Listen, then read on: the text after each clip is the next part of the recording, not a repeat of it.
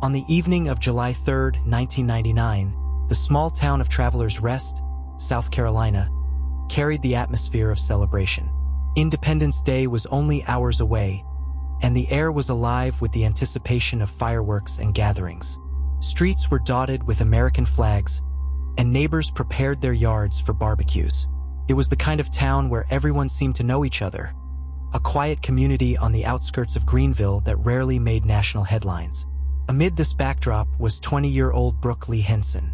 She was known in her neighborhood as a kind but vulnerable young woman.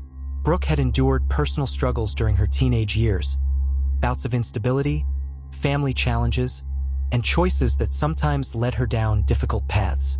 Yet those who knew her well described her as tender-hearted, someone who still harbored a quiet optimism for what her life could become.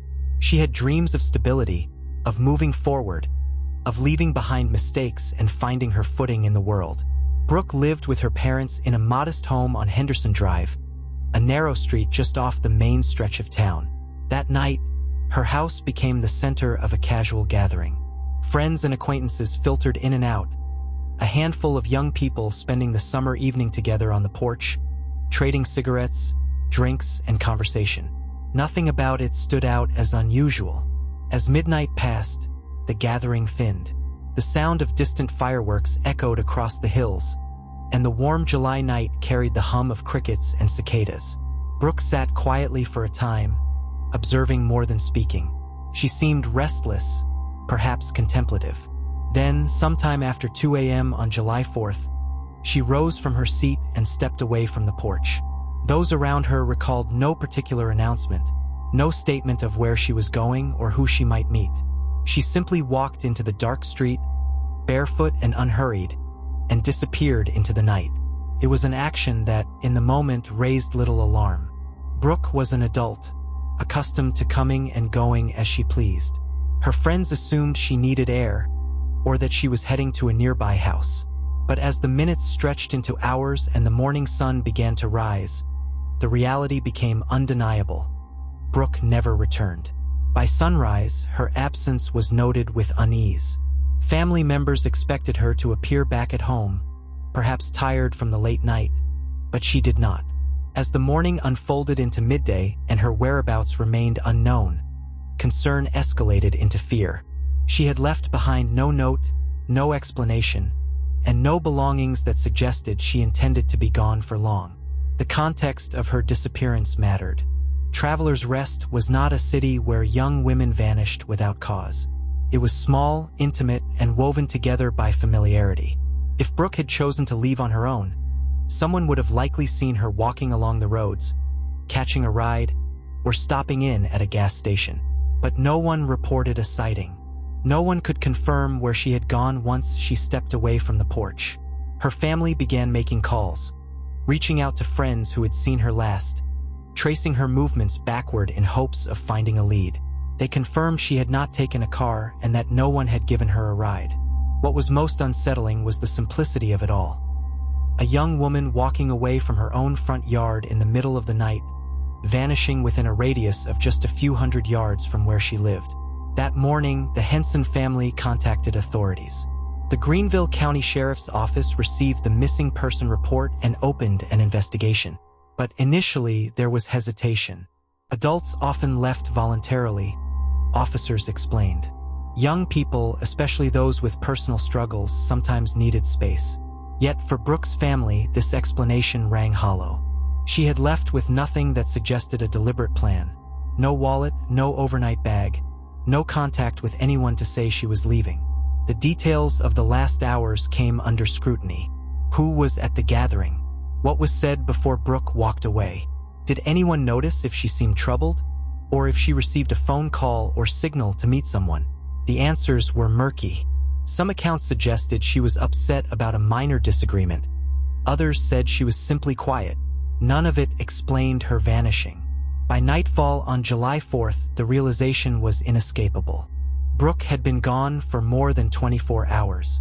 The fireworks that lit up the sky over Greenville that evening felt jarring in contrast to the anxiety gripping Henderson Drive. For the Henson family, there was no celebration, no joy in the holiday, only a growing fear that something unthinkable had happened between the porch and the shadows where Brooke was last seen. This was the beginning of a mystery that would stretch across decades, a case marked by silence and speculation, where the final moments of a young woman's life in a small South Carolina town would never be fully explained.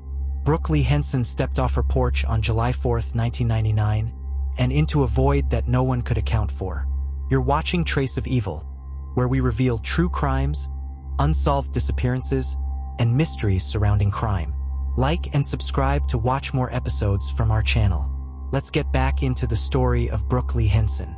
The morning after Brooke failed to return home, her family turned worry into action. Calls went out to neighbors, friends, and anyone who might have crossed her path. It became quickly apparent that no one had seen her since she walked off the porch in the early hours of July 4th.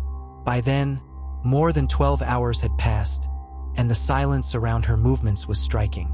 Law enforcement officers with the Greenville County Sheriff's Office initiated what began as a routine missing person inquiry. The first step was canvassing the neighborhood. Deputies knocked on doors along Henderson Drive, asking residents if they had seen Brooke walking, hitching a ride, or entering another home. Each response was the same: no one had. For investigators, it was unusual. A barefoot woman in her 20s moving through a small community in daylight hours should have drawn attention. The sheriff's office organized ground searches in the immediate area. Deputies and volunteers combed the woods behind Brooke's home, open fields nearby, and ditches along the roads. They expanded to trails leading out of town, searching for footprints, discarded clothing, or any sign of disturbance. Nothing turned up. As hours turned into days, the focus shifted toward those closest to Brooke on the night she vanished. Among them was Ricky Sean Shirley, a 37-year-old man known to have been with her during the gathering at the house. Witnesses said Shirley lingered after others had gone, and some claimed an argument may have occurred. His connection to the last verified moments of Brooke's life made him a natural person of interest. Detectives questioned him extensively. He admitted to being at the house but denied any involvement in her disappearance. No physical evidence tied him to wrongdoing, but his reputation in town carried weight. He was known to law enforcement, not for violent crime but for brushes with the law that made his name stand out. For residents, his proximity to Brooke's disappearance was unsettling. The absence of evidence left investigators at an impasse. Theories began to circulate, some whispered by neighbors, others amplified by the local press. One version suggested Brooke had left voluntarily, perhaps to escape personal struggles and start over elsewhere. Another pointed to foul play, with Shirley often at the center of speculation. But without tangible proof, the case hovered in limbo, caught between possibility and suspicion. Brooke's family rejected the idea that she had simply walked away. They emphasized that she left behind everything essential: money, identification, belongings, and that she had not contacted them, even in private. Her father was adamant that if she were alive and well, she would have reached out. The pain of not knowing gnawed at them as days slipped by with no credible leads. Searches expanded over the following weeks. Crews dragged ponds, sent dogs through the wooded areas, and used helicopters to scan from above. In a small town, the scale of the effort was notable. Still, the searches yielded nothing. No clothing, no remains, no trace. For investigators, it was as if Brooke had been swallowed whole by the darkness. Attention circled back to Shirley. Detectives examined his movements, tested his alibi, and scrutinized his behavior after Brooke vanished. They pressed him on inconsistencies in his account, but in the absence of forensic evidence, there was little to hold him on. In the eyes of law enforcement, suspicion could not substitute for proof. The investigation slowed but never stopped. Detectives cycled through tips, following up on alleged sightings in nearby towns and across state lines. Each ended the same: mistaken identity, a dead end. Brooke remained missing, and the trail refused to warm. For the community, unease turned into resignation. The 4th of July, once marked by fireworks and celebration, became linked to her disappearance. Henderson Drive no longer carried the comfort of routine. It was a place where a young woman had vanished in plain sight. Months turned into years, and the narrative hardened. Brooke had not left on her own terms. Something had happened to her that night, something concealed just beyond the reach of evidence. And while suspicions lingered around Ricky Sean Shirley, investigators could not close the gap between theory and proof. By the early 2000s, the case had grown cold. But the silence surrounding Brooke's disappearance would not last forever. It would resurface in an unexpected and bizarre form, not from Greenville County, but from hundreds of miles away, when someone else stepped into her name. By the early 2000s, Brooke's disappearance had receded into the painful realm of cold cases. Leads had dried up, searches were no longer active, and only her family's persistence kept her name alive. Then, in 2006, nearly 6 years after she was last seen, the case jolted back into the spotlight. Not through a breakthrough in Greenville County, but in New York City. That summer, administrators at Columbia University were preparing to welcome new graduate students. Among the accepted applicants was a woman named Brooke Henson. Her application stood out. She had provided a compelling personal statement, transcripts, and glowing letters of recommendation. But as Columbia's admissions office verified her background, inconsistencies surfaced. The social security number didn't match the dates she claimed, and her documentation contained gaps that raised red flags. When the university reached out to South Carolina authorities to confirm her identity, investigators in Greenville were stunned. The name belonged to a woman who had been missing for 6 years. Could Brooke have resurfaced, attempting to rebuild her life under the radar? Or was someone exploiting her name? The answer emerged quickly. The woman presenting herself as Brooke Henson was not the missing young woman from Traveler's Rest. She was Esther Elizabeth Reed, a 30-something woman from Montana with a criminal history of fraud and identity theft. Reed had built a life of deception, moving across states, assuming aliases, and forging documents to gain access to opportunities she otherwise could not have obtained. By 2006, she had perfected her methods enough to pass as a graduate school-bound professional. Choosing Brooke's identity was calculated. As a missing person presumed dead or gone, Brooke represented a clean slate Reed could exploit. The discovery sparked outrage. For Brooke's family, it was another cruel twist. They had lived for years without answers, clinging to the hope that she might return. Now, someone had taken her name, lived under it, and potentially erased crucial years from the trail investigators had tried to follow. The FBI became involved. Esther Reed was placed on their most wanted list for fraud and identity theft, and agents began piecing together her web of aliases. They uncovered her history of using false names to gain admission to universities, secure housing, and even obtain student loans. In each case, she left behind a trail of financial manipulation. What unsettled investigators most was the brazenness of her choice. By adopting the name of a missing woman, Reed had not only committed fraud, but also contaminated an active missing person investigation. Every time she used the name, she created a false paper trail that risked misleading law enforcement into believing Brooke was alive and resurfacing. For detectives who had spent years trying to separate fact from speculation, this was sabotage. Brooke's case files had to be revisited line by line.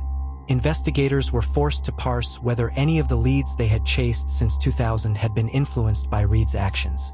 The possibility that false sightings, credit activity, or employment records were tied not to Brooke herself, but to Reed's impersonation complicated an already fragile case. Meanwhile, Reed evaded capture. She vanished into new identities, moving between states, reinventing herself as she went. For years, she slipped through the cracks, her story surfacing sporadically in media reports about identity theft. It wasn't until 2008 in Chicago that she was finally caught and arrested. Her arrest brought relief in some circles, but it did little to illuminate what had happened to Brooke. Reed admitted to stealing her identity but denied knowing her personally. There was no evidence linking her to Brooke's disappearance in South Carolina. Her crime was opportunism, exploiting the identity of someone who could not object. For Brooke's family, the episode left mixed emotions. On one hand, Reed's exposure meant that Brooke's name was back in headlines, her case no longer dormant. On the other, the realization that a fraudster had hijacked their daughter's identity deepened their grief. Instead of answers, they received another layer of violation. The media latched onto the sensational aspects of the story. Headlines framed it as a collision between two mysteries: a young woman who vanished on Independence Day in a quiet South Carolina town, and a cunning imposter who lived under her name to infiltrate elite universities. The overlap seemed almost cinematic, but for Brooke's loved ones, it was no drama. It was their reality. As Reed faced federal charges, the Greenville County Sheriff's Office reasserted that Brooke remained a missing person. They emphasized that while the identity theft had drawn national attention, it did not solve the core mystery. The last confirmed sighting of Brooke was still the early morning of July 4, 1999, when she walked barefoot away from her house. Everything else was noise layered on top. By the end of 2008, Reed was convicted and sentenced for her crimes. Yet the story returned repeatedly in the years that followed, with journalists and true crime programs revisiting the bizarre link between a missing woman and a professional con artist. For the public, Reed's deception became inseparable from Brooke's disappearance. For investigators, however, the two threads remained distinct. One a case of fraud, the other an unsolved missing persons file that continued to demand resolution. In the end, the Reed chapter left Brooke's case more complicated than before. It created false trails, consumed investigative resources, and forced her family to endure a fresh wave of scrutiny. But it also kept her name alive, proof that even after years without answers, her story had not been forgotten. By the time the 20th anniversary of her disappearance arrived in 2019, Brooke's case had officially settled into the realm of unsolved mysteries. The local sheriff's office acknowledged the lack of leads. The connection to Esther Reed remained a haunting sidebar, a cruel reminder of the false hope that had once surged. For Brooke's family, the anniversary was a milestone without closure, a reminder of two lost decades. What makes Brooke's case particularly haunting is the sheer abruptness of her disappearance. She wasn't traveling, she wasn't in a dangerous city, and she wasn't living an anonymous life that made her hard to trace. She was a small-town girl, in a neighborhood where everyone knew her name, and she walked out the door into the summer air and simply never returned. Cases like these unsettle entire communities because they fracture the illusion of safety.